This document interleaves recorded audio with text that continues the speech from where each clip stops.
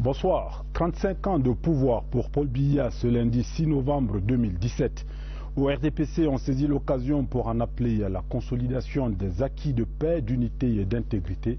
Jean Kouété, le secrétaire général du comité central du RDPC, dans une lettre circulaire, relève, je cite, que l'une des grandes victoires du renouveau national est d'être parvenu à forger une identité camerounaise forte. Fin de citation. Cela fait partie de ce qu'on peut appeler le bilan du renouveau, le bilan d'une politique impulsée depuis 35 ans donc par le président Paul Biya. Mais voici un anniversaire qui est célébré cette année dans un contexte bien particulier, fait de velléités séparatistes d'une partie du pays, de guerre avec notre armée qui combat Boko Haram dans l'extrême nord et aussi de crise économique avec le retour en force du Fonds monétaire international au chevet des économies des pays de la CEMAC, la communauté économique et monétaire d'Afrique centrale. Dans ce contexte, on se pose la question de savoir ce que célèbrent les partisans du renouveau en ce 6 novembre 2017. Le professeur Jacques Famdongo, membre du bureau politique et secrétaire à la communication du comité central du RDPC, est notre invité, l'invité d'actualité de ce soir. Monsieur le ministre, bonsoir. Bonsoir, monsieur le directeur central. Monsieur le ministre, Jean Kouété, le secrétaire général du comité central du RDPC, dit « Le renouveau national est toujours d'actualité. Il n'a pas pris une seule ride. » 35 ans après, vous me permettez l'expression, est-ce qu'il est sérieux de faire ce genre de déclaration? Naturellement, il est loisible de constater que le renouveau n'a pas pris une ride, parce que nous avons, ne l'oublions pas, plusieurs jeunes qui militent dans le RDPC. Il n'y a pas que des vieillards, comme on le laisse parfois entendre. Il y a des jeunes, il y a des femmes, il y a un dynamisme qui est là, qui est réel. Ça veut dire que le RDPC est porté par une dynamique sociale évidente. Donc il n'y a pas de ride, au contraire, il y a la vitalité, il y a le dynamisme. Alors qu'est-ce que célèbre-t-on ce 6 novembre 2017? Des réalisations du renouveau ou alors la longévité d'un homme au pouvoir? Ce qu'on célèbre à deux articulations. Première articulation, les acquis. Les acquis du renouveau national qui sont visibles, palpables dans tous les domaines. Et puis on célèbre aussi la vision du renouveau national, la vision de celui qui porte le renouveau national, à savoir son Excellence Paul Biya, président de la République, chef de l'État, président national du RDPC. Voilà la double articulation qui sous-tend cette célébration. Alors le contexte actuel que nous connaissons tous, notamment fait de crise anglophone, n'appelle-t-il pas, on va dire, à plus de discrétion dans cette célébration-là? Est-ce que ce n'est pas une sorte de triomphalisme alors qu'on a besoin, on va dire, d'apaisement? Non, il n'y a pas de triomphalisme qui vaille, dans la mesure où il y a un événement qui est là, qui est réel, qui est assignable historiquement, qu'on ne peut pas occulter. Et il y a des militantes et des militants, mais aussi des sympathisants, mais aussi des amis, et même des apolitiques qui veulent évidemment reconnaître les acquis du renouveau national, célébrer quand même cet événement. 6 novembre 1982, le président Paul Biya accède à la magistrature suprême. Et grâce à sa présidence, le Cameroun est fondamentalement transformé au plan diplomatique, au plan politique, au plan administratif, au plan économique, au plan social, au plan culturel. Il est donc tout à fait normal qu'on célèbre les acquis. Mais attention, qu'on ne dorme pas sur nos lauriers. Il faut absolument penser au futur. Et le renouveau national, c'est le passé, le présent et le futur. Le futur. Parce que vous dites que le renouveau a un avenir au Cameroun. Bien sûr. D'abord, le mot renouveau est en lui-même, n'est-ce pas, une projection vers le futur. Parce qu'il y a nouveau et puis il y a renouveau. C'est-à-dire qu'on se renouvelle tous les jours. On se renouvelle pour le futur. On se renouvelle pour que les acquis du passé et du présent fécondent le futur, un futur plus radieux, un futur plus prospère. Et le futur, on va dire, le plus proche là aujourd'hui, c'est, on va dire, la résolution de ce qu'on appelle la crise anglophone. Cette célébration-ci, elle s'inscrit dans ce créneau-là? Attention, il ne faudrait pas focaliser l'attention des Camerounais sur la crise anglophone. Pourquoi? Parce que même allez dans les deux régions, nord-ouest et sud-ouest, vous verrez que les enfants vont régulièrement à l'école maternelle, à l'école primaire, au lycée, au collège, et que les étudiants se rendent massivement dans les amphis, dans les ateliers. Donc, en réalité, ce que l'on appelle crise anglophone a connu un pic, un paroxysme pendant quelques jours, et maintenant la tension, grâce à une gestion responsable et grâce au discernement des forces de sécurité qui ont évité de céder à la provocation pour que cette provocation, suivie d'une répression, ne soit pas exploitée, comme l'a si bien dit le chef de l'État en 1988, provocation, répression, exploitation de la répression. Donc en réalité, vous avez suivi le dialogue mené par le Premier ministre chef du gouvernement et le Premier ministre Moussongué. Ils se sont rendus chacun dans sa région natale. Ils ont prêché la bonne nouvelle, c'est-à-dire la paix, l'unité, la fraternité, la solidarité et le respect de l'intégrité territoriale, car il faut respecter la Constitution qui dispose que le Cameroun est un et indivisible. Nous ne devons donc pas être focalisés sur cette actualité, parce que on aurait tendance à oublier ce qui se passe dans l'extrême nord. Or, dans l'extrême nord, en réalité... C'est la guerre. Oui, mais ce n'est plus une guerre classique. Tout à fait. Parce qu'au niveau de la guerre classique, nos forces de défense et de sécurité ont vaincu Boko Haram. Maintenant, c'est une guerre atypique. C'est-à-dire, on vient, on bombarde. Les militaires disent asymétrique. Ou asymétrique. On vient et on tue 2 ou 3 enfants, quelques innocents, une vieille femme qui va aller baigner. Mais alors là, ce n'est plus une guerre classique, c'est même de la lâcheté. Parce que tuer des innocents pour une cause qui est chimérique, en disant que l'école occidentale est un péché ou je ne sais pas quoi, c'est un non-sens. Mais il y a des, vous le savez, il y a au moins 80 000 réfugiés nigérians qui sont là dans l'extrême nord. Et qu'il faut gérer. Qu'il faut gérer, et ça se passe bien en Centrafrique, à côté de la Centrafrique, dans la région de l'Est. Il y a à peu près 150 000 réfugiés. Il faut également gérer, il faut éviter la guerre là-bas, il faut que ces réfugiés soient nourris, aillent à l'école, leurs enfants aillent à l'école, et vaquent normalement à leurs occupations. Donc, globalement, le Cameroun a réussi à préserver la paix, l'unité, la solidarité et l'intégrité territoriale. Donc, en fait, globalement, le Cameroun se porte très bien. Et ce qui permet donc de célébrer. Oui, on ne peut pas ne pas célébrer un événement historique qui a beaucoup apporté à notre cher et beau pays, le Cameroun. Professeur Jacques Famdongo, ministre de l'Enseignement supérieur, membre du bureau politique et secrétaire à la communication du comité central du RDPC, aussi chef de la délégation permanente du RDPC dans la région du Sud. Vous faites partie de ce qu'on appelle la baronnie du régime. Vous n'êtes pas un baron du régime. Je ne peux pas m'auto-qualifier. Je crois que vous le dites.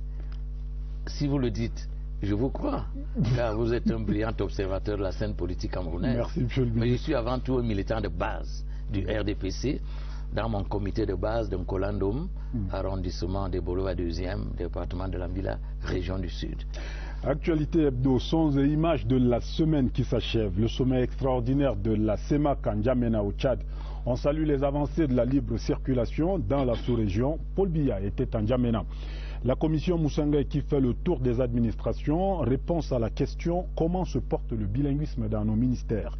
Il y a aussi le CAMES, le Conseil africain et malgache pour l'enseignement supérieur.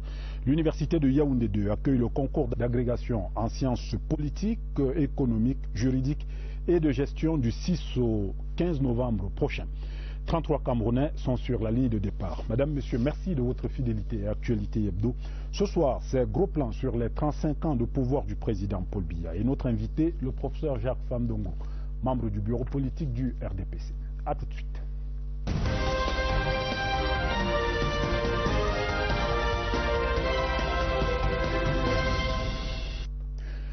Monsieur le ministre, le discours du renouveau, tel que vous l'avez déroulé tout à l'heure, il s'adresse aujourd'hui à qui? 35 ans après le début ou le démarrage de cette affaire-là. On s'adresse à qui? Aux jeunes Camerounais, aux moins jeunes, on s'adresse non seulement à toutes les Camerounaises et à tous les Camerounais, à la fois jeunes, moins jeunes, femmes, travailleurs, non-travailleurs, agriculteurs, éleveurs, pêcheurs, et ainsi de suite, mais aussi à la diaspora camerounaise, mais aussi en filigrane aux investisseurs, mais aussi aux touristes, mais aussi à tous les amis du Cameroun, les décideurs du monde entier qui s'intéressent à ce qui se fait au Cameroun. Donc, c'est un discours qui a une cible plurielle et une cible qui ne se limite pas à une seule strate de la société camerounaise. Qu'est-ce que vous répondez à ceux qui estiment, ils sont peut-être quelques-uns ou peut-être qu'ils sont nombreux, qui estiment que ce discours-là est ringard en tenant compte des enjeux d'aujourd'hui? C'est des enjeux liés à la jeunesse, des enjeux liés aux nouvelles technologies, etc., etc. On fait plus de politique qu'autre chose dans le renouveau. Dans le renouveau, comme vous le savez, toutes les strates sociales sont concernées. Les femmes sont concernées. On ne peut pas dire que le ministère de la promotion de la femme et de la famille ne fasse que de la politique politicienne. On ne peut pas dire que le ministère de la jeunesse et de l'éducation civique ne s'intéresse pas à la jeunesse. On ne peut pas dire que les ministères en charge de l'éducation, y compris sur la formation professionnelle et de l'emploi, ne s'intéressent pas, n'est-ce pas, à la jeunesse. On ne peut pas dire que le ministère du Travail et de la Sécurité sociale ne s'intéresse pas aux travailleurs du Cameroun. On ne peut pas dire que le ministère de la Santé publique ne s'intéresse pas aux malades physiologiques, psychiques, ainsi de suite. On peut multiplier à l'envi. Je ne parlerai pas du ministère du Plan et de l'Aménagement du Territoire, qui s'occupe des grands projets, du ministère des Finances, qui paye régulièrement non seulement les salaires des Camerounaises et des Camerounais, mais aussi la dette intérieure publique et la dette les hommes d'affaires camerounais, la dette extérieure, le commerce, l'agriculture, l'élevage, la pêche. Ce n'est pas de la politique politicienne. Or, quand vous allez dans ces ministères, vous allez constater que les gens travaillent effectivement pour le bonheur des Camerounaises et des Camerounais. Mais la politique, d'ailleurs, tout est politique. La politique, c'est la gestion de la cité. Alors, la santé, c'est aussi de la politique, puisqu'il y a une politique sanitaire. L'éducation, c'est de la politique, il y a une politique éducative, ainsi de suite. Les télécommunications, tous les secteurs. La communication, bien entendu, est sous-tendue par une stratégie politique. Ce n'est pas à vous que je la prendrai. Donc, en réalité, la politique, si c'est la politique au sens noble du terme, oui, parce qu'elle est totale, elle est globalisante. Mais si c'est la politique au sens péjoratif du terme, c'est-à-dire la politique politicienne, nous disons non. Nous ne faisons pas de la politique politicienne. D'ailleurs, le président national n'aime pas la démagogie, vous l'avez constaté. Il fait ce qu'il dit, il dit ce qu'il fait. Et il ne ment pas, il ne fait pas de promesses fallacieuses, il est quelqu'un de très méthodique. Qu'est-ce qu'il y a de spécial dans la célébration de 2017 ? On sait que ça va être la dernière avant la grande bataille électorale qui s'annonce pour 2018. Est-ce que ça confère donc justement ce caractère spécial à la célébration de cette année ? Ce qu'il y a de spécial, c'est d'abord la thématique. Consolidant ensemble l'esprit camerounais pour l'amélioration de l'unité, de la paix, ainsi de suite. Cela signifie que le secrétaire général du comité central, le camarade Jean Kueté, a dû constater que l'esprit camerounais, le Cameroonian spirit, était peut-être en train de se volatiliser. Alors il faut ramener l'esprit camerounais sur la table pour que chacun s'inspire de cet esprit. On pourra le questionner en lui disant, c'est en train de, comme vous avez dit, mais la faute à qui? Mais la faute à vous, à moi, à l'agriculteur, aux pêcheurs, et particulièrement à ceux qui sont aux affaires. Pas nécessairement, pas nécessairement. Quel est l'homme politique qui a une baguette magique pour changer les mentalités? Aucun. Allez dans n'importe quel pays du monde entier, vous verrez qu'aucun homme politique, aucun président de la République, même pas la reine d'Angleterre, qui est également chef d'État, n'a une baguette magique pour changer les mentalités. C'est la raison pour laquelle le camarade Jean Kueté dit, attention, consolidons ensemble.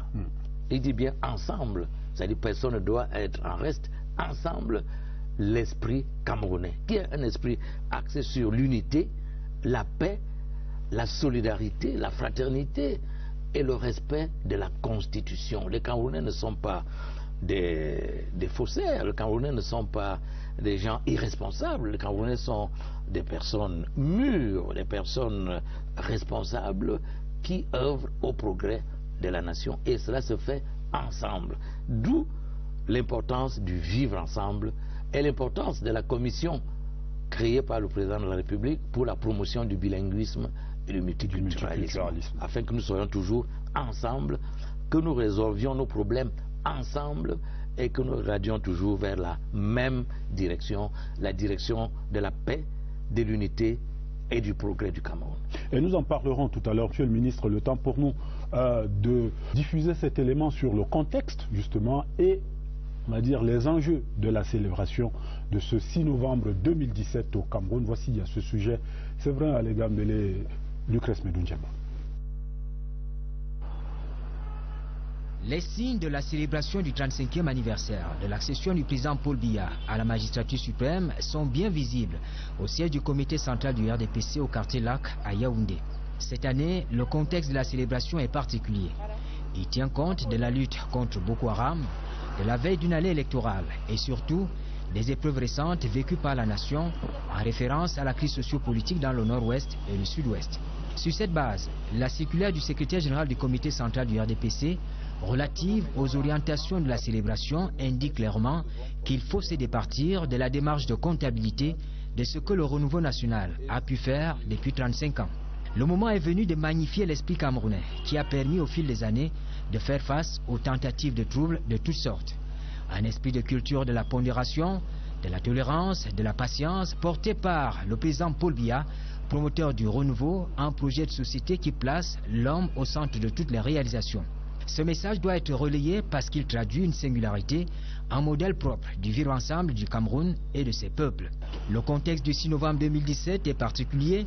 Il commande une appropriation de ce jour anniversaire par tous les Camerounais, pas seulement ceux qui sont militants ou sympathisants du RDPC. L'identité camerounaise forte, l'une des victoires du renouveau en 35 ans, c'est cette passion de la paix et de l'unité nationale, cette capacité de faire de la diversité un atout majeur de la cohésion sociale. Cet esprit camerounais n'a pas de chapelle politique.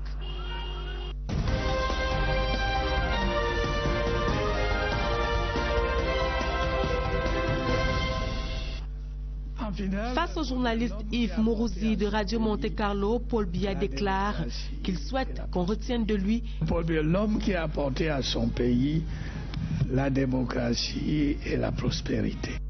Parlant justement de démocratie, le renouveau en ouvre les vannes d'abord dans son propre parti, le RDPC, en 1988. Le renouvellement des organes de base avec des candidatures multiples pour la première fois et les primaires pour les investitures législatives, là aussi pour la première fois dans l'histoire de ce qui était encore le parti unique au Cameroun. Dans le nord-ouest, Simon Achidi Achou fait montre la poussière à ni John Frundi et lorsque soufflent les vents des libertés, Paul Biya n'hésite pas.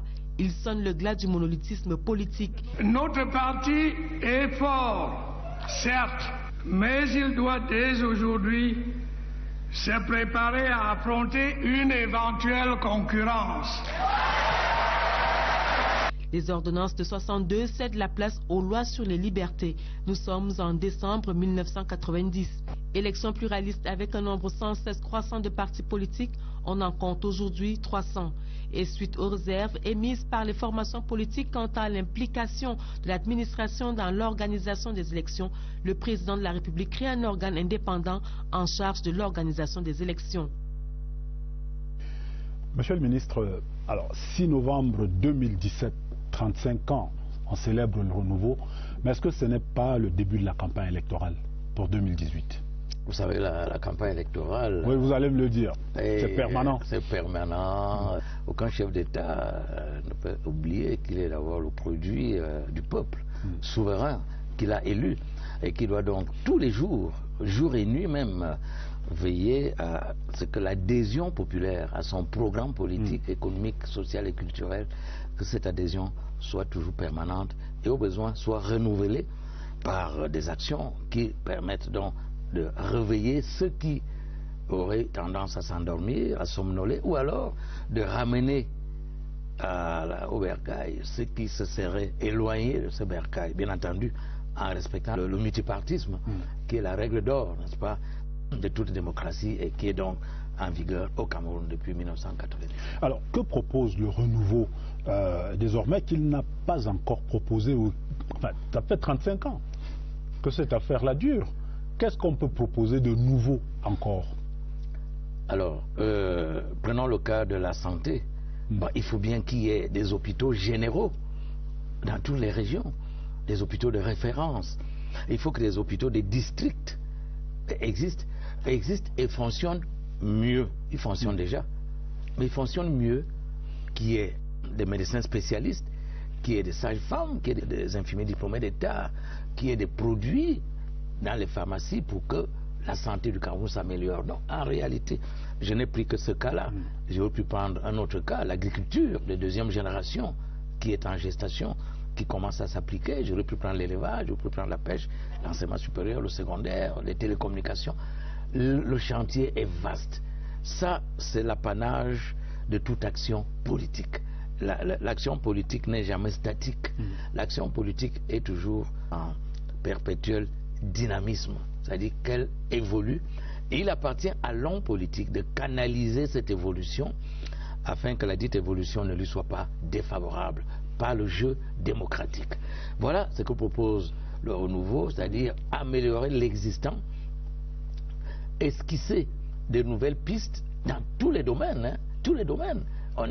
La perfection n'existe nulle part ici-bas.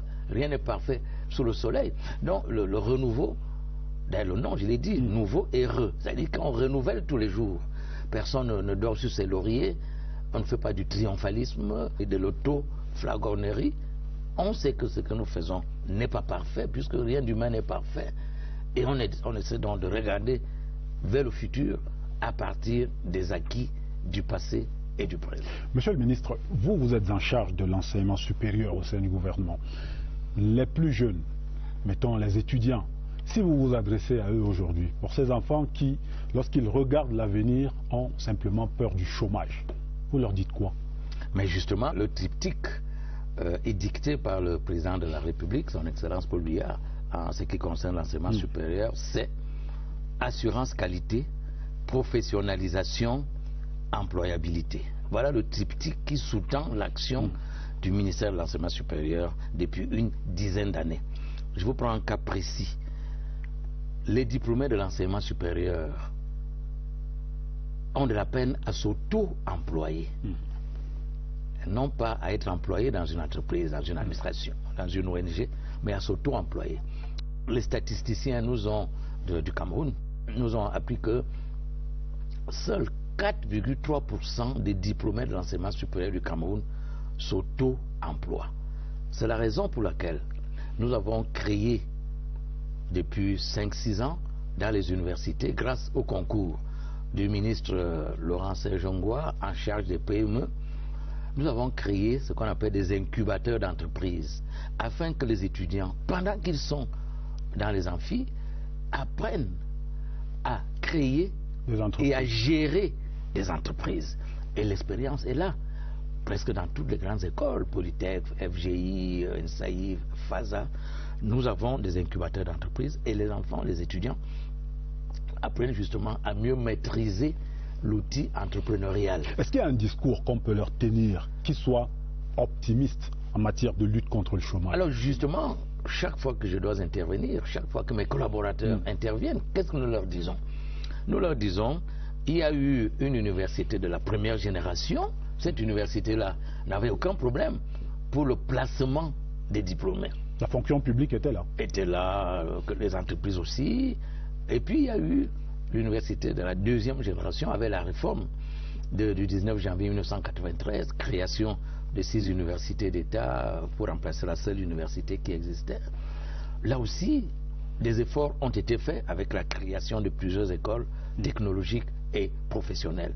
Et puis maintenant, l'objectif, c'est l'université de la troisième génération qui doit permettre d'inverser de manière substantielle et durable la courbe tendancielle vers le chômage des diplômés.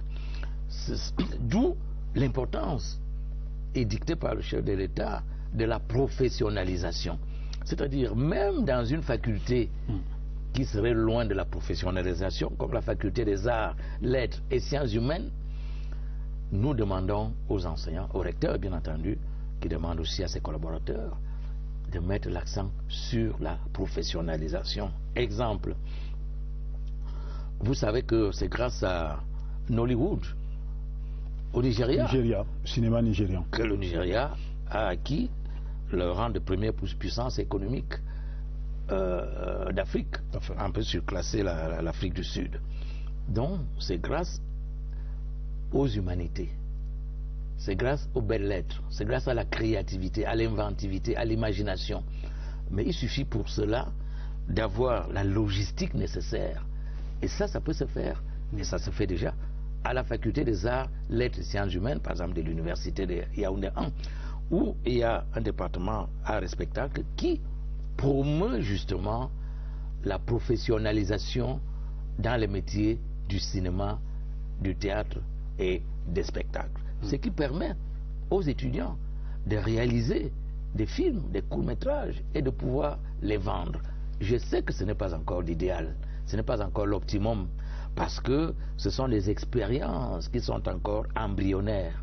Ce que nous allons essayer de faire, c'est systématiser cette professionnalisation en généralisant la formation aux métiers, des métiers pratiques. Cela se fait déjà, même dans les facultés des sciences juridiques, politiques, de gestion, etc., avec les métiers comme les assureurs, les notaires, les huissiers, et ainsi de suite. Donc, globalement, nous leur disons oui pour l'acquisition des savoirs savants, c'est-à-dire les savoirs fondamentaux, les savoirs théoriques. Ça se fait depuis au Moyen-Âge. Mais oui, surtout à la professionnalisation, c'est-à-dire à l'acquisition des compétences. La question à l'heure actuelle n'est plus que sais-je, la fameuse question de Montaigne, que sais-je, mais que sais-je faire?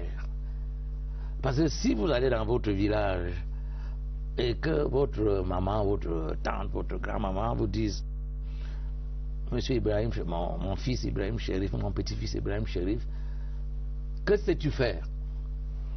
Vous serez quelque peu embarrassé. Une grosse question. Parce que vous n'allez pas réciter les cours de Laswell, les cours de Francis Ball et tout ça. Vous allez dire: mais grand-mère, je vois que tu as une plantation, oncle, je vois qu'il y a un élevage, mais je suis un peu embarrassé pour pouvoir t'aider à... Ouais. Donc, l'important, ce n'est plus la connaissance théorique, les têtes bien pleines dont parlait Montaigne, mais la tête bien faite. Alors, la tête bien faite, c'est quoi? C'est l'acquisition des compétences, le fameux know-how des anglo-saxons. Voilà la nouvelle tournure que prennent les études universitaires, à l'aune également, il faut le préciser, du système LMD qui privilégie justement l'acquisition des compétences sans pour autant délaisser l'appropriation du savoir savant qui est toujours nécessaire à l'université. Donc nous tenons ce discours pragmatique aux étudiants. On leur dit même de créer des juniors entreprises. Pendant qu'ils sont étudiants, ils ont leurs entreprises. Certains étudiants le font déjà de fort belle manière. Et vous avez suivi que lors des Jeux universitaires de Bamenda, il y a eu les GTEC, financés à hauteur de 25 millions de francs CFA par le chef de l'État, qui ont permis, n'est-ce pas, de récompenser les produits inventés par des étudiants. À Maroua, l'année prochaine, Dieu voulant, nous allons augmenter cette somme. Nous allons solliciter le président de la République pour que cette somme soit augmentée afin que le maximum d'étudiants puissent avoir de quoi financer leurs projets professionnels. Ça leur permet déjà de devenir des producteurs de richesse, des producteurs du savoir pratique, des producteurs grâce au know-how de la compétitivité de l'économie camerounaise. Voilà un peu la nouvelle tournure, la nouvelle mouvance, la nouvelle frontière que prennent les études universitaires. Monsieur le ministre, l'autre contexte de cette célébration, c'est ce qu'on appelle aujourd'hui la crise anglophone. Vous, au RDPC, est-ce que vous estimez que cette crise-là, le plus dur est derrière nous? Objectivement, j'ai dit oui, sans fioriture, sans embâche. Pourquoi?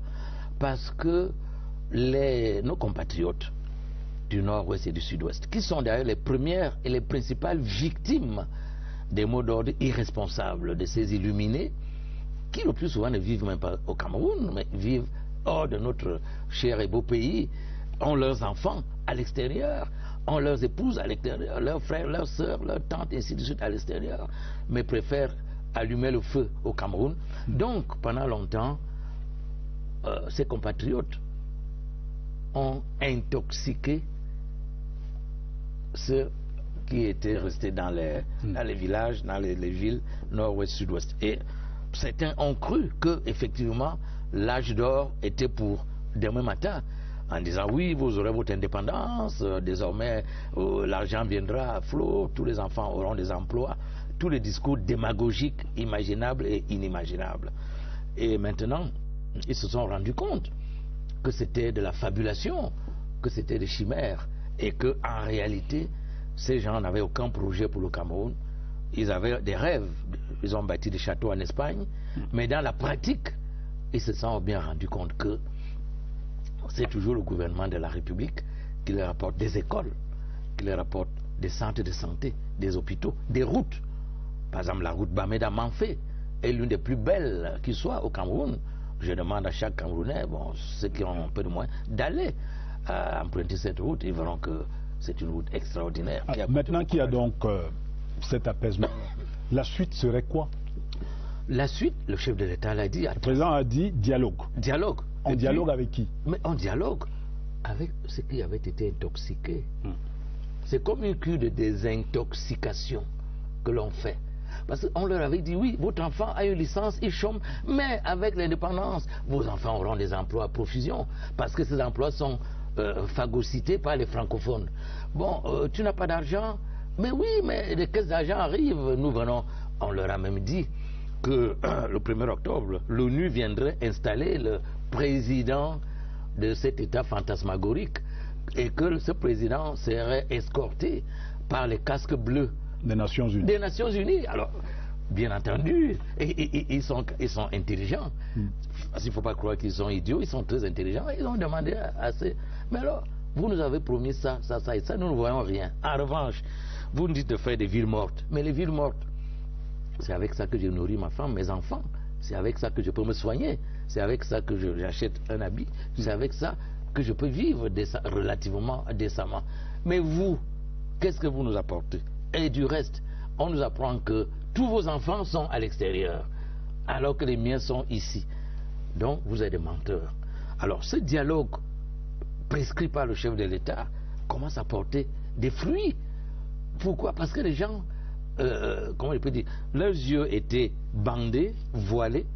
Le dialogue permet de dévoiler, d'enlever le voile et de montrer la vérité. C'est comme le mythe de la caverne où on ne voit que des ombres, mais il faut aller à la lumière pour voir la vérité. Cette fois-ci, grâce au dialogue, qui est permanent, qui n'est pas sporadique, qui n'est pas limité à une semaine, mais qui est permanent. Monsieur le ministre, les yeux sont ouverts et ils voient la vérité. Il y a quelqu'un qui est très écouté, aussi bien en zone anglophone qu'en zone francophone, c'est le cardinal Toumi, qui dit au gouvernement il faut dialoguer même avec, on va les appeler les sécessionnistes.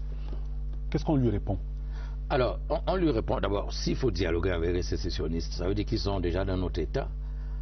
La logique pure voudrait qu'on ne dialogue pas avec quelqu'un qui réclame la séparation, qui ne veut pas rester dans votre État, puisque son programme politique, c'est la sécession. Encore que le plus grand dialogue qui soit avec le peuple, c'est lors des élections. C'est là qu'on dialogue effectivement avec les élections. Et là, ça ne trompe pas. Les urnes. Vous renvoyez tout le monde en 2018, c'est ça? Non, attendez. Vous avez un programme sécessionniste, aucun problème. Présentez votre programme et on verra bien. On va au vote. On va au vote et on verra bien. Vous avez un programme fédéraliste comme le SDF. Enfin, je devine, je crois. Il le dit, le SDF. Bon, alors, il le dit. Ils disent qu'ils ont un programme fédéraliste. Aucun problème. Dans un an à peu près. En fait, je ne suis pas dans le secret des dieux, mais je subordonne que... 2018. Je subordonne qu'en 2018, il y aura une élection présidentielle. Je subordonne, je n'affirme absolument rien. Et alors, venez aux urnes. Vous gagnez, pas de problème. Le Cameroun choisit la fédération ou la sécession. C'est un peu chimérique. Au lieu de casser, au lieu de brûler, au lieu de tuer, vous savez que quelques désespérés continuent à brûler de temps en temps un lycée, une école, violer une fille par-ci, par-là. Alors, au lieu de faire cela, cette violence gratuite, ce sont des actes gratuits. Préparez-vous pour que votre projet de société soit plébiscité par les Camerounais lors, des élections municipales. Pourquoi pas? Élections législatives, élections sénatoriales, élections présidentielles. Le jeu est clair, le jeu est simple. Nous continuons à dialoguer. Nous l'avons fait depuis un an. On dialogue en permanence. D'abord sectoriellement avec l'éducation et la justice. Vous avez suivi. On a suivi. Et puis avec le PM qui est allé plusieurs fois dans le nord-ouest, avec le RDPC qui s'est rendu à Bamenda et à Boya, avec le premier ministre Moussongue qui est allé également là-bas, avec toutes les élites qui sont allées, et maintenant avec la commission nationale pour la promotion du bilinguisme et du multiculturalisme qui, comme vous le savez, fait le tour des ministères pour voir quels sont les problèmes qui se posent. Je peux deviner que après les ministères, il y aura une descente vers beaucoup plus bas encore dans les régions, dans les départements, pour que effectivement on puisse. Donc le dialogue est clair, est net, il est permanent. Maintenant, ceux qui refusent le dialogue à cause de leur intransigeance, on leur dit rendez-vous en 2018, présentez votre programme alternatif. Les Camerounais qui sont des êtres très intelligents, mûrs et responsables, ils choisiront en toute liberté. Et comme nous sommes des démocrates, des républicains, nous nous soumettrons, nous, RDPC, nous nous soumettrons au verdict des urnes. Vous me regardez avec une surprise un peu... Non. Parce que nous sommes des républicains. Je me posais la question, est-ce que le RDPC s'imagine un peu être un parti d'opposition? Mais bien sûr, ça ne dépend pas des caciques, comme vous avez dit, des barons du RDPC. C'est les urnes. Ça dépend du peuple camerounais, libre, souverain et maître de son destin. L'année prochaine, nous allons présenter des programmes aux municipales, aux législatives, aux sénatoriales, à la présidentielle. Et le peuple qui est libre et souverain aura le loisir de choisir quel parti politique va gérer les communes, quel parti va gérer le Sénat, ainsi de suite, et la présidence de la République. Et nous sommes des républicains, nous sommes des démocrates. Bien entendu, nous nous soumettrons au verdict des urnes.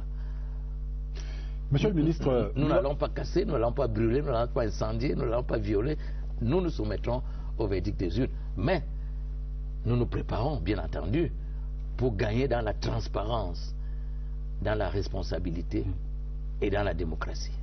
Deuxième halte dans cette émission pour parler du chef de l'État et du sommet extraordinaire de la CEMAC, la communauté économique et monétaire d'Afrique centrale, qui s'est tenue cette semaine à N'Djamena au Tchad, avec une résolution forte prise au sommet antérieur déjà en Guinée équatoriale, mais qui a été réaffirmée à N'Djamena. C'est la confirmation de la libre circulation des personnes dans la sous-région. Voici à ce sujet Yves Marmedjou.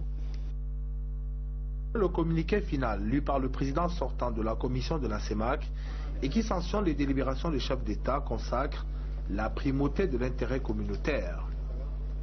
Plus jamais donc, souligne le texte, les ressortissants de la CEMAC n'auront besoin de visa pour aller d'un pays à l'autre. Ceci dans un délai n'excédant pas 90 jours. Seulement, pour prévenir les écueils, les pays membres sont invités à accélérer la systématisation du passeport biométrique et l'installation des postes de contrôle aux frontières afin d'éviter que cette mesure ne profite à ceux qui n'en ont pas droit. En marge de cette grande avancée, N'Djamena 2017 voit également arriver de nouveaux hommes à la tête de la commission de la CEMAC, où le Gabonais Daniel Ona Ondo succède au Congolais Pierre Moussa par respect du principe de rotation. La même redistribution des cartes s'opère au sein des différentes commissions et organes spécialisés. Retour sur ce plateau avec notre invité, le ministre Jacques Famdongo, membre du bureau politique du RDPC et secrétaire à la communication du comité central du Rassemblement démocratique du peuple camerounais. Alors, monsieur le ministre, nous allons continuer de parler du renouveau national. Le président national du RDPC, chef de l'État, qui était à N'Djamena et avant cela a fait un séjour en Europe, aux États-Unis et est revenu au Cameroun. Alors on va constater pour une fois ou pour la première fois depuis que nous suivons ces activités politiques-là, qu'il y a une délégation du parti au pouvoir en provenance de la région du Sud qui se déporte à l'aéroport, aux portes du palais ici à Yaoundé. Qu'êtes-vous venu chercher, vous qui étiez le chef de cette délégation-là? Je crois que les Camerounais sont parfois amnésiques. Ils oublient que chaque fois que le président rentre d'un voyage très significatif comme celui de l'ONU ou bien d'autres, il y a toujours des militants qui viennent de la région du Sud, mais pas seulement de la région du Sud, mais aussi de la région... des autres régions. Des autres régions, oui. Donc, comme d'habitude, nous l'avons toujours fait. Nous sommes venus et nous sommes arrivés. Évidemment, les gens disent pourquoi l'esplanade. Mais on l'a toujours occupé, cette esplanade. Et d'ailleurs, quand nous sommes arrivés là, nous avons trouvé le président de la section du Mfundi 1, le camarade Abouna. Nous avons trouvé des groupes de danse, nous avons trouvé des étudiants des universités de Yaoundé 1. Vous voyez un peu de qui était composée la délégation en provenance du Sud? Alors, la délégation était composée... C'est-à-dire 3 membres du gouvernement, des députés, des sénateurs, etc. Ça fait quand même costaud. Hein. Je crois que ce que les gens ont vu, c'est ce qu'on peut appeler en mathématiques les identités remarquables. C'est-à-dire les ministres, les sénateurs, ainsi de suite. Mais ils ont oublié qu'un ministre, en fait du RDPC, est avant tout un militant de base du RDPC. Et quand son président national rentre d'un voyage, il peut décider, quelque ministre qu'il soit, d'aller l'ovationner.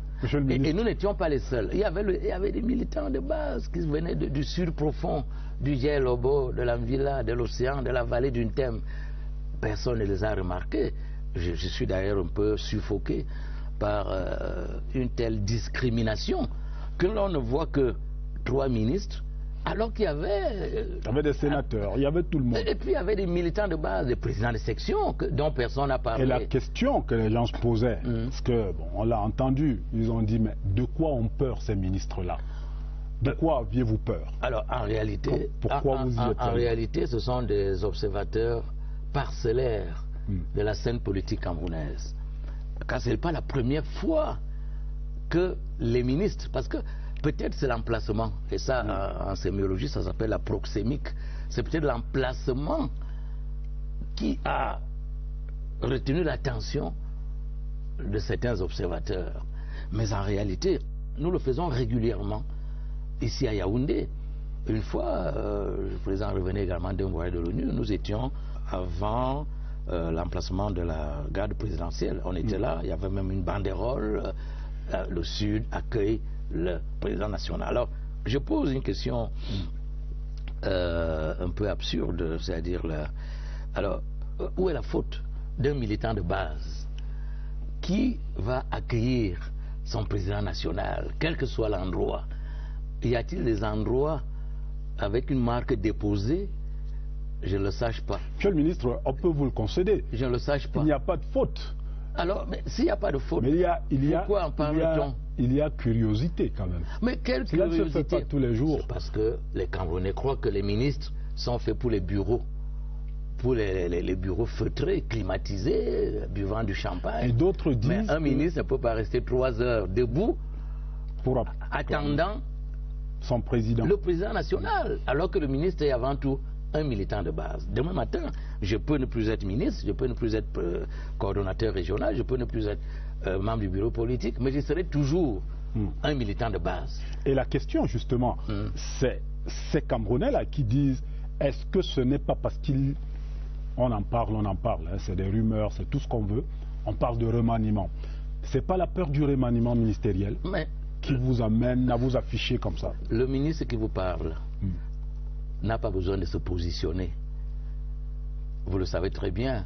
Lorsqu'on est membre du bureau politique, lorsqu'on est secrétaire à la communication, lorsqu'on est coordonnateur de la région natale du président de la République, lorsqu'on est ministre de l'enseignement supérieur, on n'a pas besoin de se positionner puisque le président de la République vous connaît. Il connaît vos atouts, il connaît vos faiblesses. Et c'est le seul patron de l'échiquier politique, en tout cas pour le gouvernement, puisque vous parlez d'un hypothétique remaniement. Moi, je n'en sais absolument rien. C'est des rumeurs, hein? Non, c'est pas moi. D'accord, des rumeurs. Alors, je leur pose la question, mais à travers vous, je pose la question à ceux qui s'interrogent sur cette curiosité. Pourquoi ne pas féliciter le militantisme ardent de tel ou tel membre du gouvernement qui, quelque membre du gouvernement qu'il soit, est avant tout un militant de base? Puisqu'on a toujours dit que les ministres faisaient du militantisme administratif. C'est-à-dire, ils sont dans leur bureau, ils financent les groupes de danse, mais eux-mêmes sont... Ils ne descendent pas sur le terrain. Ils sont dans les délices de Kapou. Pour une fois que vous descendez sur le terrain... Pas pour une fois, puisque ça se fait régulièrement. Mais les gens ne le savent pas, ils oublient, ils sont un peu amnésiques. Mais je ne leur en veux pas du tout, hein. C'est tout à fait normal. On est en démocratie. On est en démocratie, je respecte leur opinion, je ne leur en veux pas. Monsieur le ministre, nous allons faire une autre halte, et peut-être la dernière dans cette émission. C'est retour vers nos machines avec le reste de l'actualité nationale de la semaine, avec le concours CAMES. Yaoundé 2 accueille les universitaires de l'Afrique francophone. La fine crème scientifique d'Afrique réunie à Yaoundé dans un même but. Encourager la réflexion pour des universités de 3e génération. Celles qui privilégient l'innovation et la flexibilité. Parce qu'il ne faudrait plus seulement compter sur une tête bien pleine, elle doit aussi être bien faite. Dans ce vaste chantier de la professionnalisation des universités, aucune discipline n'est minoritaire. Même pas les sciences juridiques pour lesquelles le concours CAMES est organisé. Les métiers de droit sont ainsi ouverts au grand nombre au sein des filières professionnelles. Retour sur ce plateau avec notre invité pour ce qui va constituer la dernière ligne droite de notre entretien. Monsieur le ministre, nous ne quittons pas tout à fait l'université pour parler des ordinateurs que le président de la République avait promis aux étudiants. Où est-ce qu'on en est aujourd'hui? Pour vous, c'est quoi finalement? Une sorte de caillou dans la chaussure? Pas du tout. Pas du tout. Ça ne peut pas être un caillou dans la chaussure puisqu'il s'agit d'une promesse présidentielle. Et je ne suis qu'un ouvrier. Qui tarde à se concrétiser. Oui. Alors, qui tarde à se concrétiser. Et il faut rappeler que c'est suite à une convention signée le 18 juin 2015 à Beijing en présence de monsieur le Premier ministre chef du gouvernement par le Minepat côté camerounais, à l'époque c'était le ministre Nganou Djoumessi, et par le ministre du Commerce côté chinois, que cette convention a été signée. Alors, après cela, il s'agit donc d'une convention. Alors, ce sont des... Il faut la mettre en œuvre. Il faut la mettre en œuvre. Il faut des accords de crédit, il faut des autorisations de ceci, il faut... C'est vraiment beaucoup de choses. Alors, ce que je dois préciser, c'est que ce sont des fonds chinois décaissés par Exim Bank de Chine en faveur d'une société chinoise, Zichuan Limited Company. Et les ordinateurs sont fabriqués par des Chinois en Chine, plus précisément à Shenzhen. Alors, il y a des procédures administratives, juridiques, économiques qui ont quelque peu retardé le processus. Mais cela se fera. Vous avez constaté que nous avons dû également faire venir Microsoft, qui est le numéro 1 mondial du numérique. Pour les logiciels. Pour les logiciels Windows 10. Donc, tout ceci est en train d'être mis en musique. On assemble tous les compartiments des ordinateurs et nous espérons que la fin de la fabrication du premier contingent, à savoir 80 000, cette fin sera effective fin novembre. Voilà ce que nous espérons, voilà ce que nous disent nos amis chinois, puisque dans ce processus, le Cameroun n'intervient que pour dispatcher les ordinateurs à l'ensemble des universités, à l'aune des étudiants qui sont déjà biométriquement enrôlés. Donc, mais attention, il y aura un autre problème. Il faudrait que ces ordinateurs, dans le premier contingent, nous annoncent nos amis chinois, la fabrication doit être terminée fin novembre. Encore faut-il donc que ces ordinateurs puissent parvenir soit par bateau, c'est quelques bonnes semaines, soit par avion. Alors, nous sommes en train d'examiner toutes ces possibilités pour que la promesse présidentielle... On est parti pour 2018, là on vous voit venir. Non, 2018. Pas du tout, puisque nous pouvons trouver une solution rapide. Et je ne doute pas un seul instant que nous trouverons cette solution rapide pour que le premier contingent, tel que je l'avais promis, 80 000 ordinateurs, puisse être disponible fin novembre. Alors il faudrait tout simplement l'acheminer avec deux possibilités, soit le bateau, ça prend du temps, soit l'avion. Et là, nous sommes en train de trouver les voies et moyens de procéder à cet acheminement rapide. Donc en réalité, le président a promis, il fait ce qu'il dit et il dit ce qu'il fait, et ça se fera au bénéfice des étudiants camerounais. Mais aussi, on oublie que par-delà les 500 000 ordinateurs, il y a aussi des centres de développement du numérique éducatif, à raison d'un centre de développement du numérique éducatif par université d'État, un centre à l'université inter-État Cameroun-Congo, côté camerounais, à Saint-Melima, et puis un d'État Center central. Ça fait 10 centres de développement du numérique éducatif. Tout cela est à la charge de la partie chinoise. Donc il n'y a vraiment pas de problème majeur. Je demande aux étudiantes et aux étudiants de faire confiance au chef de l'État qui a promis. C'est une décision présidentielle, ce n'est pas une décision ministérielle. Et qui va donc être appliquée?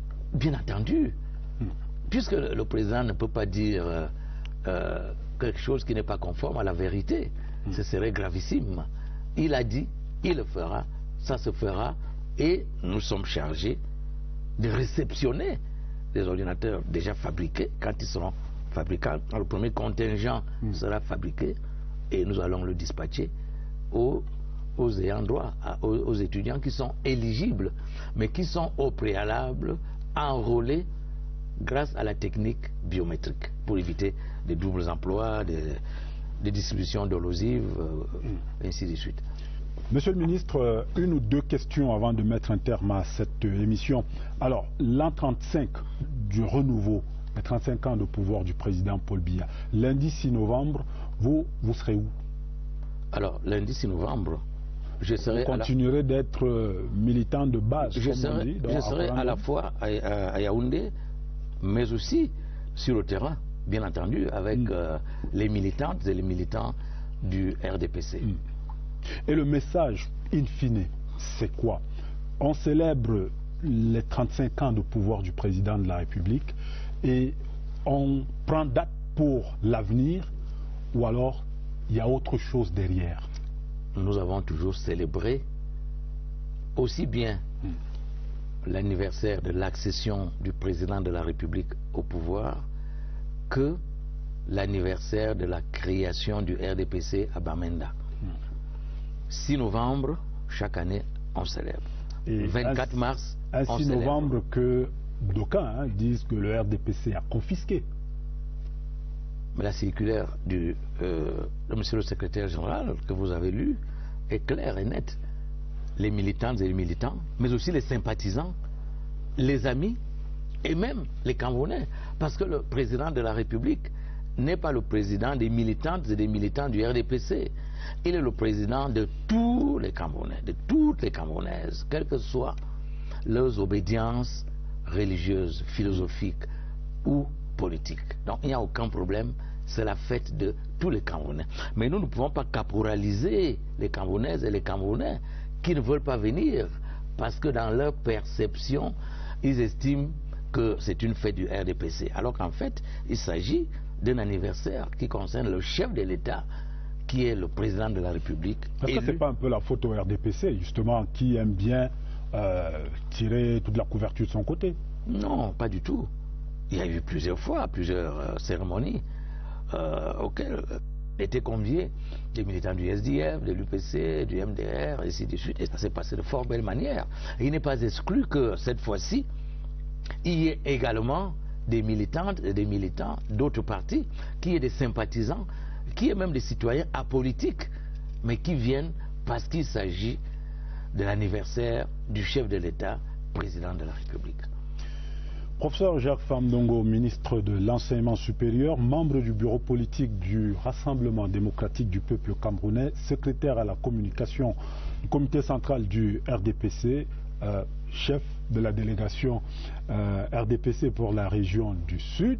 Tout cela et chef traditionnel en Colandom, oui. Ça fait beaucoup. En tout cas, vous étiez l'invité d'Actualité Hebdo ce soir et merci de votre participation. C'est moi qui vous remercie, mon cher Ibrahim Cherif. Je vous en prie, monsieur le ministre. Madame, messieurs, merci de votre aimable attention. Restez en compagnie des programmes de la CRTV. Bonsoir, à dimanche prochain.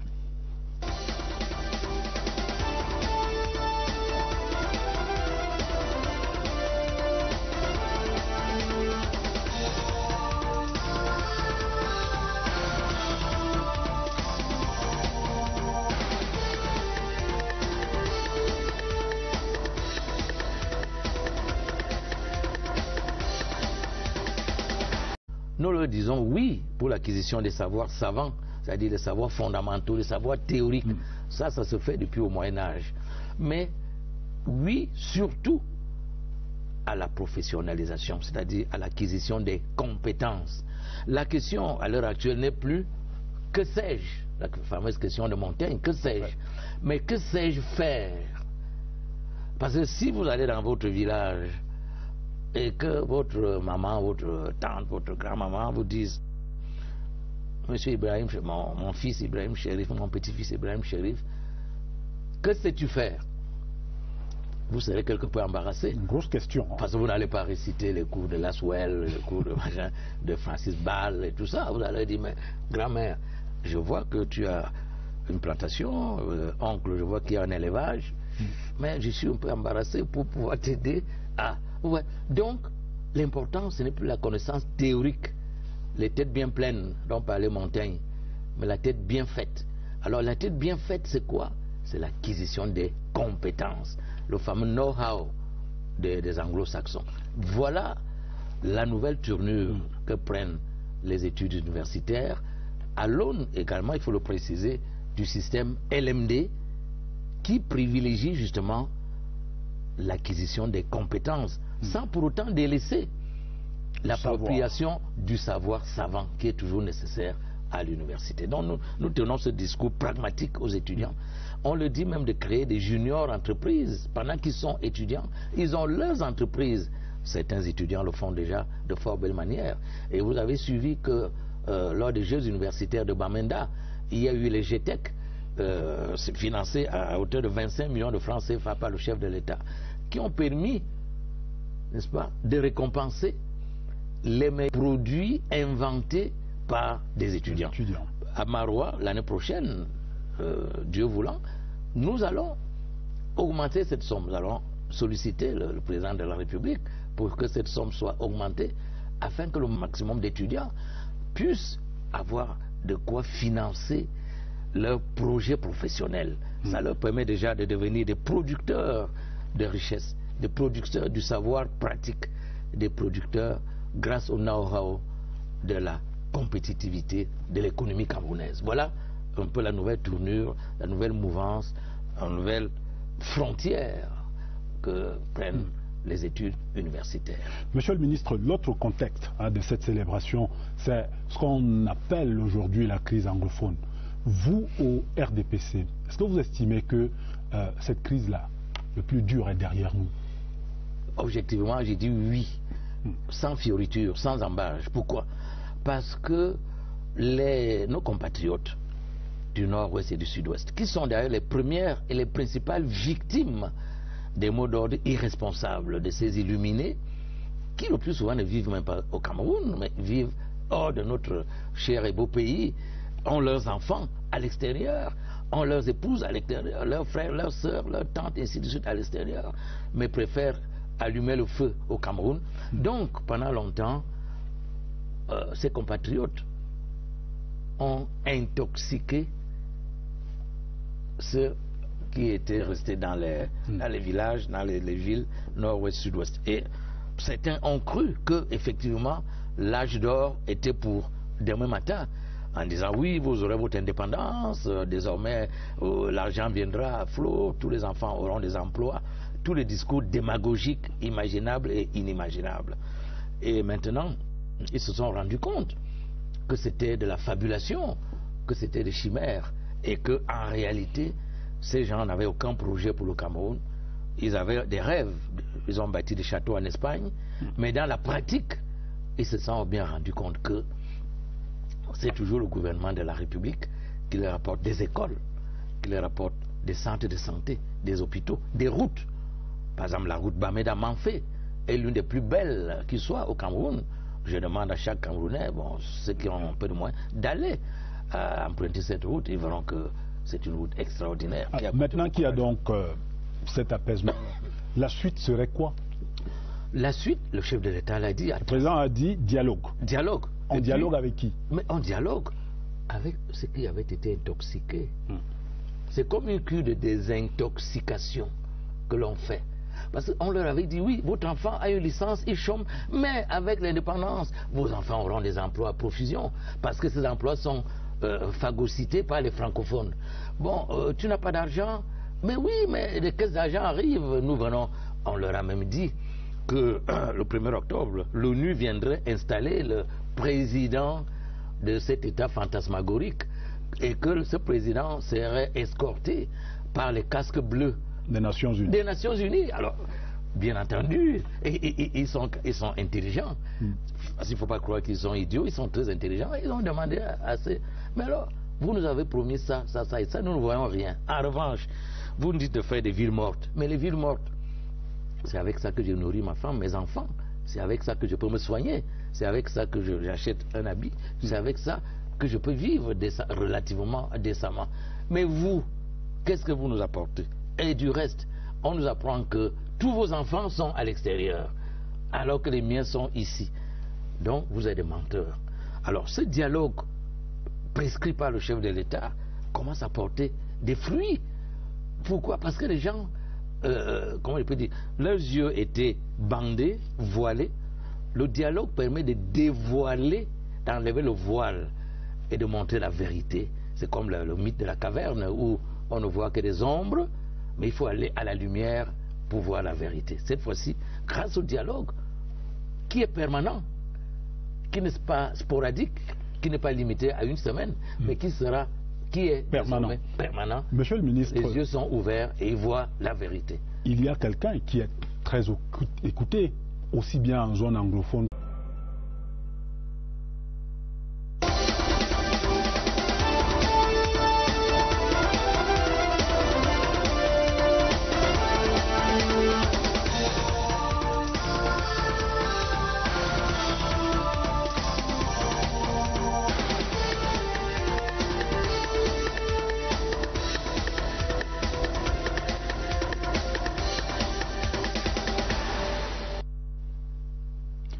Bonsoir. 35 ans de pouvoir pour Paul Biya ce lundi 6 novembre 2017. Au RDPC, on saisit l'occasion pour en appeler à la consolidation des acquis de paix, d'unité et d'intégrité. Jean Kouété, le secrétaire général du comité central du RDPC, dans une lettre circulaire, relève, je cite, que l'une des grandes victoires du renouveau national est d'être parvenu à forger une identité camerounaise forte. Fin de citation. Cela fait partie de ce qu'on peut appeler le bilan du renouveau, le bilan d'une politique impulsée depuis 35 ans donc par le président Paul Biya. Mais voici un anniversaire qui est célébré cette année dans un contexte bien particulier, fait de velléités séparatistes d'une partie du pays, de guerre avec notre armée qui combat Boko Haram dans l'extrême nord et aussi de crise économique avec le retour en force du Fonds monétaire international au chevet des économies des pays de la CEMAC, la communauté économique et monétaire d'Afrique centrale.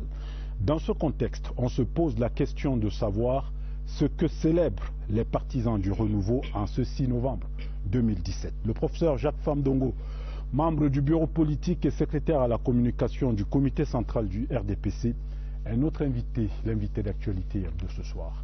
Monsieur le ministre, bonsoir. Bonsoir, monsieur le directeur central.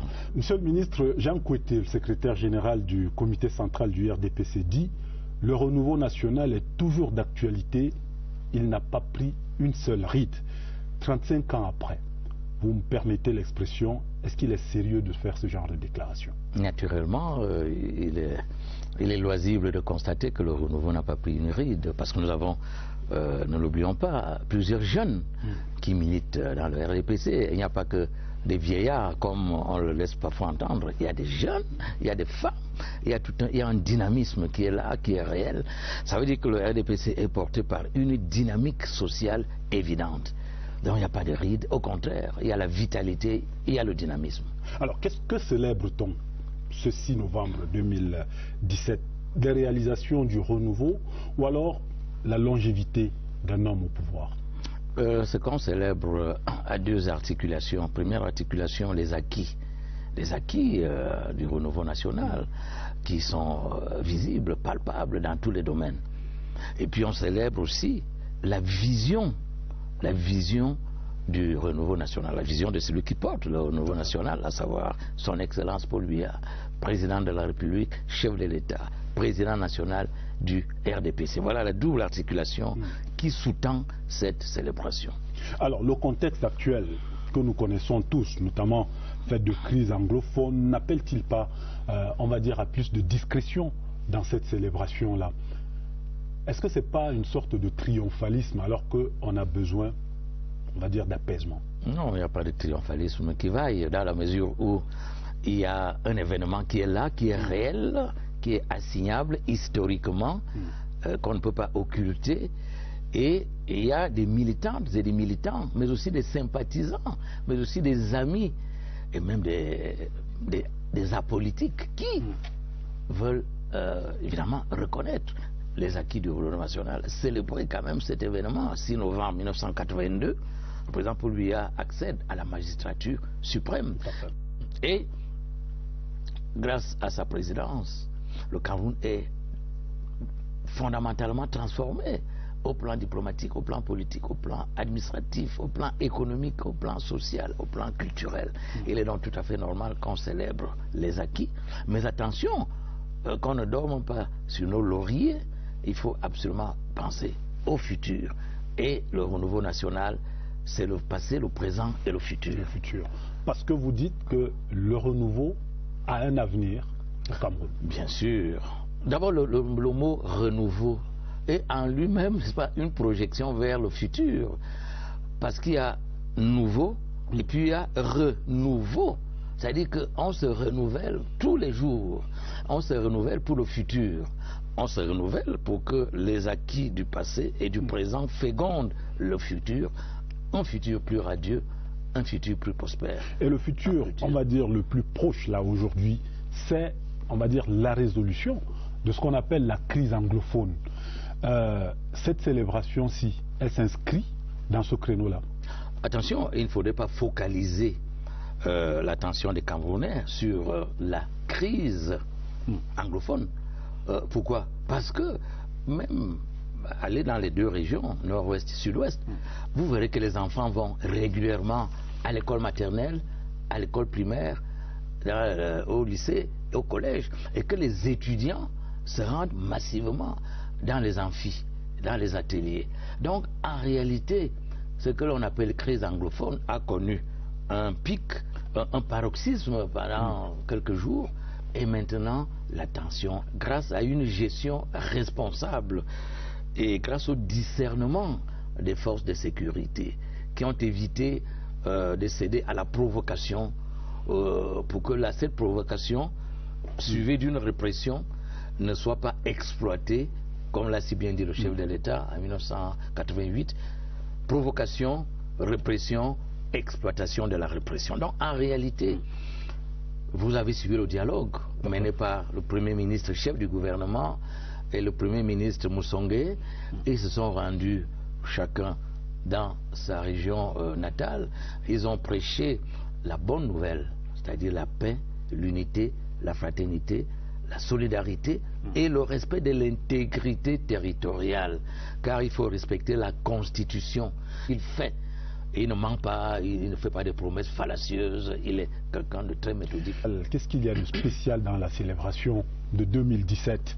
On sait que ça va être la dernière avant la grande bataille électorale qui s'annonce pour 2018. Est-ce que ça confère donc justement ce caractère spécial à la célébration de cette année? Ce qu'il y a de spécial, c'est d'abord la thématique. Consolidant ensemble l'esprit camerounais, pour l'amélioration de l'unité, de la paix, ainsi de suite. Cela signifie que le secrétaire général du comité central, le camarade Jean Kuete, a dû constater que l'esprit camerounais, le Cameroonian spirit, était peut-être en train de se volatiliser. Alors il faut ramener l'esprit camerounais sur la table pour que chacun s'inspire de cet esprit. On pourra le questionner en lui disant, c'est en train de, comme vous avez dit, mais la faute à qui?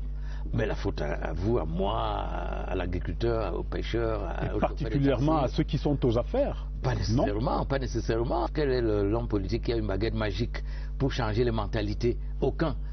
Allez dans n'importe quel pays du monde entier, vous verrez qu'aucun homme politique, aucun président de la République, même pas la reine d'Angleterre, qui est également chef d'État, n'a une baguette magique pour changer les mentalités. C'est la raison pour laquelle le camarade Jean Kuete dit, attention, consolidons ensemble.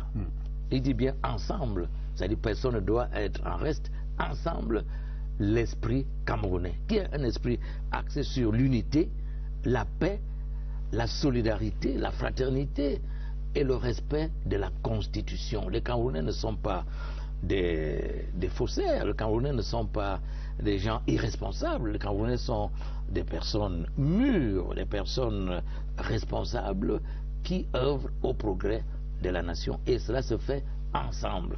D'où l'importance du vivre ensemble et l'importance de la commission créée par le président de la République pour la promotion du bilinguisme et du multiculturalisme, afin que nous soyons toujours ensemble, que nous résolvions nos problèmes ensemble et que nous radions toujours vers la même direction, la direction de la paix, de l'unité et du progrès du Cameroun. Et nous en parlerons tout à l'heure, Monsieur le ministre, le temps pour nous de diffuser cet élément sur le contexte justement et on va dire les enjeux de la célébration de ce 6 novembre 2017 au Cameroun. Voici à ce sujet, c'est vrai, Alégambélé, Lucrèce Medoundiaba. Les signes de la célébration du 35e anniversaire de l'accession du président Paul Biya à la magistrature suprême sont bien visibles au siège du comité central du RDPC au quartier Lac à Yaoundé. Cette année, le contexte de la célébration est particulier. Il tient compte de la lutte contre Boko Haram, de la veille d'une année électorale et surtout des épreuves récentes vécues par la nation en référence à la crise sociopolitique dans le nord-ouest et le sud-ouest. Sur cette base, la circulaire du secrétaire général du comité central du RDPC relative aux orientations de la célébration indique clairement qu'il faut se départir de la démarche de comptabilité de ce que le renouveau national a pu faire depuis 35 ans. Le moment est venu de magnifier l'esprit camerounais qui a permis au fil des années de faire face aux tentatives de troubles de toutes sortes. Un esprit de culture de la pondération, de la tolérance, de la patience porté par le président Paul Biya, promoteur du renouveau, un projet de société qui place l'homme au centre de toutes les réalisations. Ce message doit être relayé parce qu'il traduit une singularité, un modèle propre du vivre ensemble du Cameroun et de ses peuples. Le contexte du 6 novembre 2017 est particulier. Il commande une appropriation de ce jour anniversaire par tous les Camerounais, pas seulement ceux qui sont militants ou sympathisants du RDPC.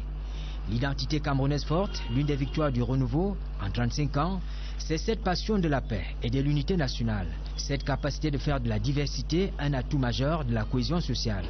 Cet esprit camerounais n'a pas de chapelle politique.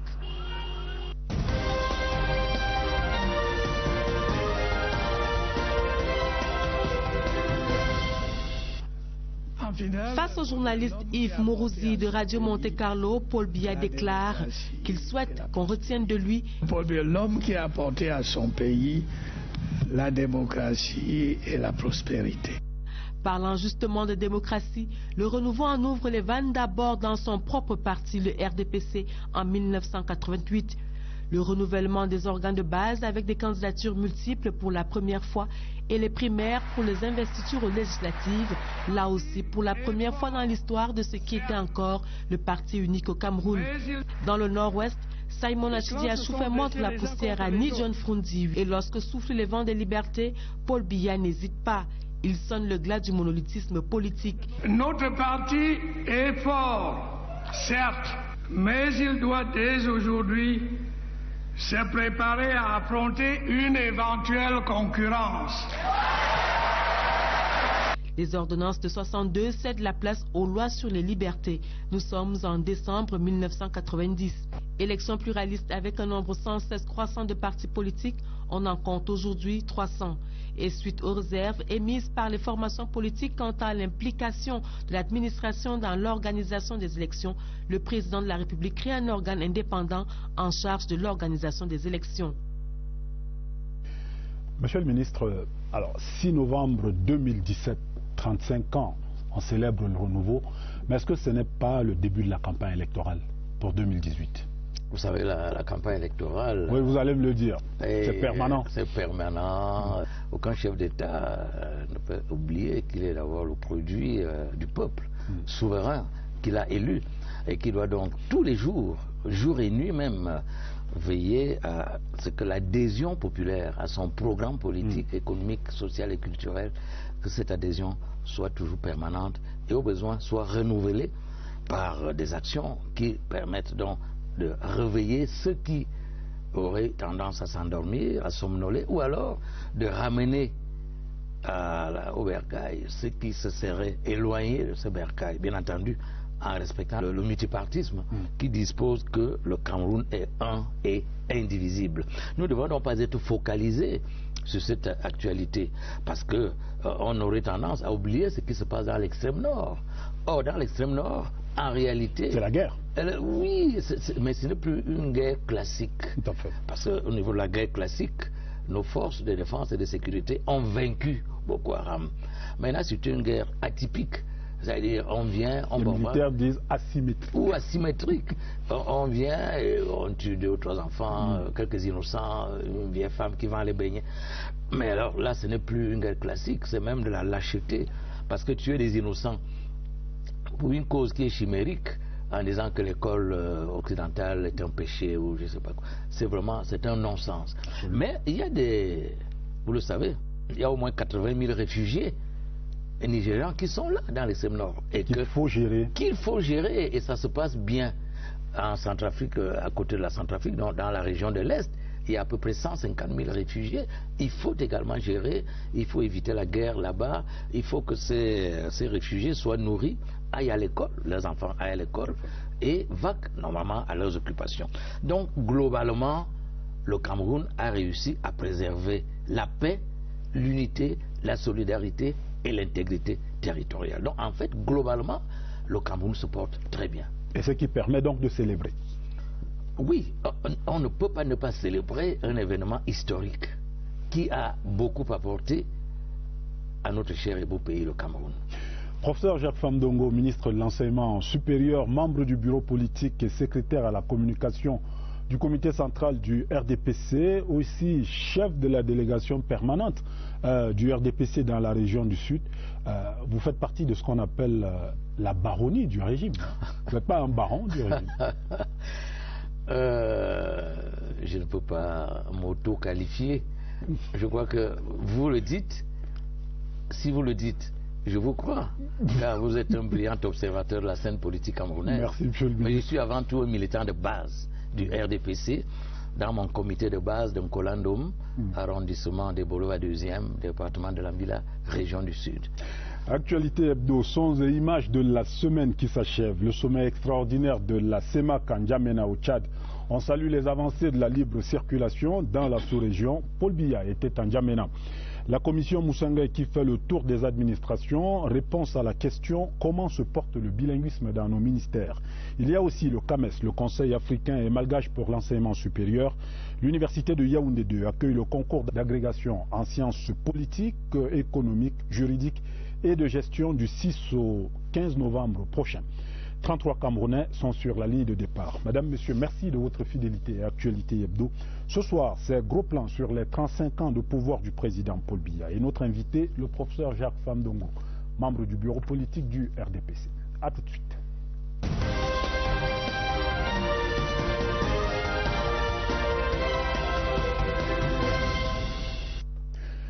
Monsieur le ministre, le discours du renouveau, tel que vous l'avez déroulé tout à l'heure, il s'adresse aujourd'hui à qui? 35 ans après le début ou le démarrage de cette affaire-là. On s'adresse à qui? Aux jeunes Camerounais, aux moins jeunes. On s'adresse non seulement à toutes les Camerounaises et à tous les Camerounais, à la fois jeunes, moins jeunes, femmes, travailleurs, non-travailleurs, agriculteurs, éleveurs, pêcheurs, et ainsi de suite, mais aussi à la diaspora camerounaise, mais aussi en filigrane aux investisseurs, mais aussi aux touristes, mais aussi à tous les amis du Cameroun, les décideurs du monde entier qui s'intéressent à ce qui se fait au Cameroun. Donc, c'est un discours qui a une cible plurielle et une cible qui ne se limite pas à une seule strate de la société camerounaise. Qu'est-ce que vous répondez à ceux qui estiment, ils sont peut-être quelques-uns ou peut-être qu'ils sont nombreux, qui estiment que ce discours-là est ringard, en tenant compte des enjeux d'aujourd'hui? C'est des enjeux liés à la jeunesse, des enjeux liés aux nouvelles technologies, etc., etc. On fait plus de politique qu'autre chose dans le renouveau. Dans le renouveau, comme vous le savez, toutes les strates sociales sont concernées. Les femmes sont concernées. On ne peut pas dire que le ministère de la promotion de la femme et de la famille ne fasse que de la politique politicienne. On ne peut pas dire que le ministère de la jeunesse et de l'éducation civique ne s'intéresse pas à la jeunesse. On ne peut pas dire que les ministères en charge de l'éducation, y compris de la formation professionnelle et de l'emploi, ne s'intéressent pas, n'est-ce pas, à la jeunesse. On ne peut pas dire que le ministère du Travail et de la Sécurité sociale ne s'intéresse pas aux travailleurs du Cameroun. On ne peut pas dire que le ministère de la Santé publique ne s'intéresse pas aux malades physiologiques, psychiques, ainsi de suite.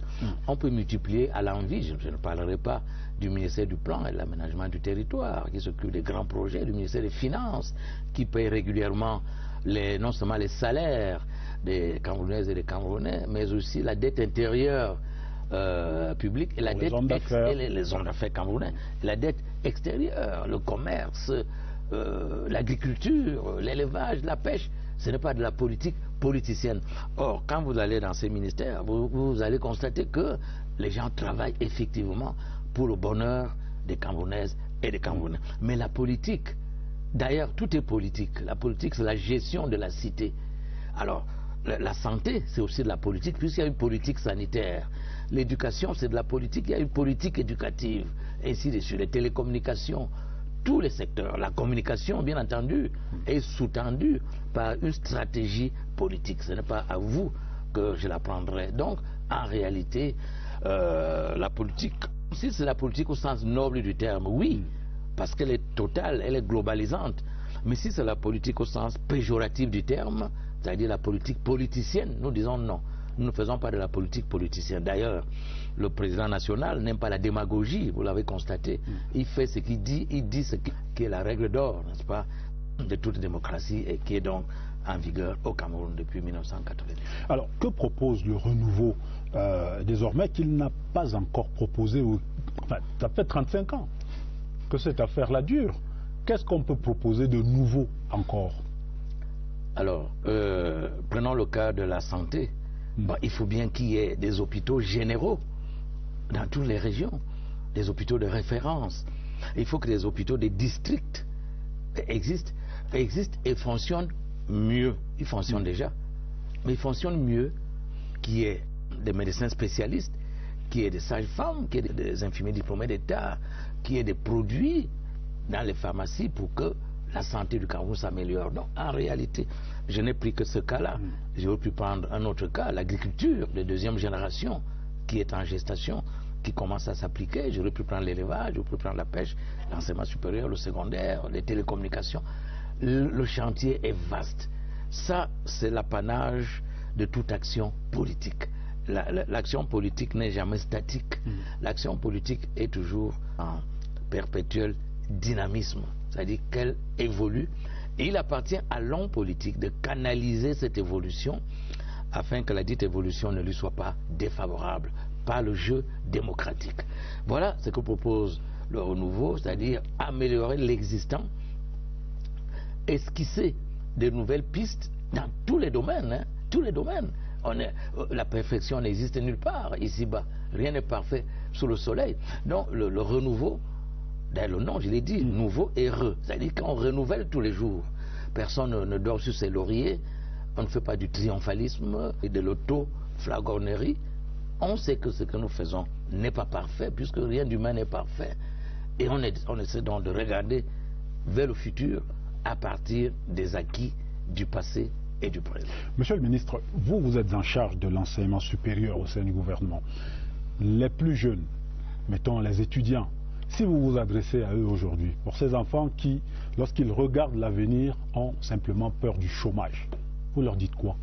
Mais justement, le triptyque est dicté par le président de la République, son Excellence Paul Biya, en ce qui concerne l'enseignement supérieur, c'est assurance qualité, professionnalisation, employabilité. Voilà le triptyque qui sous-tend l'action du ministère de l'enseignement supérieur depuis une dizaine d'années. Je vous prends un cas précis. Les diplômés de l'enseignement supérieur ont de la peine à s'auto-employer. Non pas à être employés dans une entreprise, dans une administration, dans une ONG, mais à s'auto-employer. Les statisticiens du Cameroun nous ont appris que seuls 4,3% des diplômés de l'enseignement supérieur du Cameroun s'auto-emploient.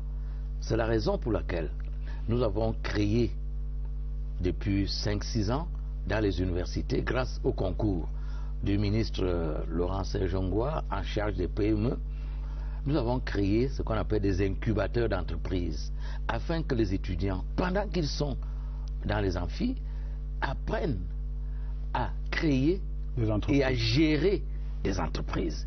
Et l'expérience est là, presque dans toutes les grandes écoles, Polytech, FGI, NSAIF, FASA.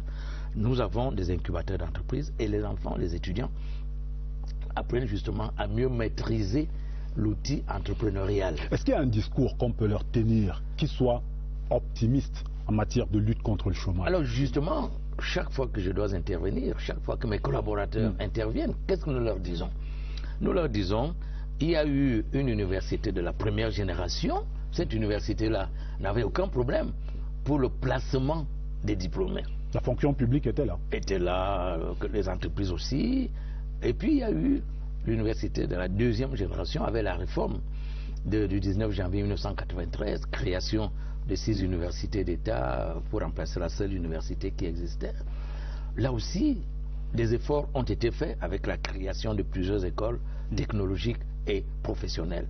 Et puis maintenant, l'objectif, c'est l'université de la troisième génération qui doit permettre d'inverser de manière substantielle et durable la courbe tendancielle vers le chômage des diplômés. D'où l'importance, édictée par le chef de l'État, de la professionnalisation.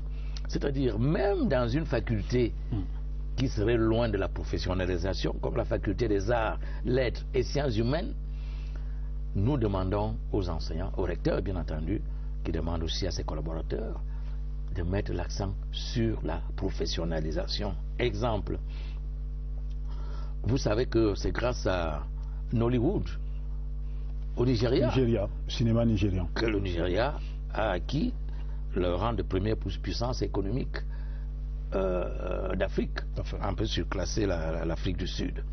Donc, c'est grâce aux humanités. C'est grâce aux belles lettres, c'est grâce à la créativité, à l'inventivité, à l'imagination. Mais il suffit pour cela d'avoir la logistique nécessaire. Et ça peut se faire, et ça se fait déjà, à la faculté des arts, lettres et sciences humaines, par exemple de l'université de Yaoundé 1, où il y a un département art et spectacle qui promeut justement la professionnalisation dans les métiers du cinéma, du théâtre et des spectacles. Ce qui permet aux étudiants de réaliser des films, des courts-métrages et de pouvoir les vendre. Je sais que ce n'est pas encore l'idéal, ce n'est pas encore l'optimum, parce que ce sont des expériences qui sont encore embryonnaires. Ce que nous allons essayer de faire, c'est systématiser cette professionnalisation en généralisant la formation aux métiers, des métiers pratiques. Cela se fait déjà, même dans les facultés des sciences juridiques, politiques, de gestion, etc., avec les métiers comme les assureurs, les notaires, les huissiers, et ainsi de suite. Donc, globalement,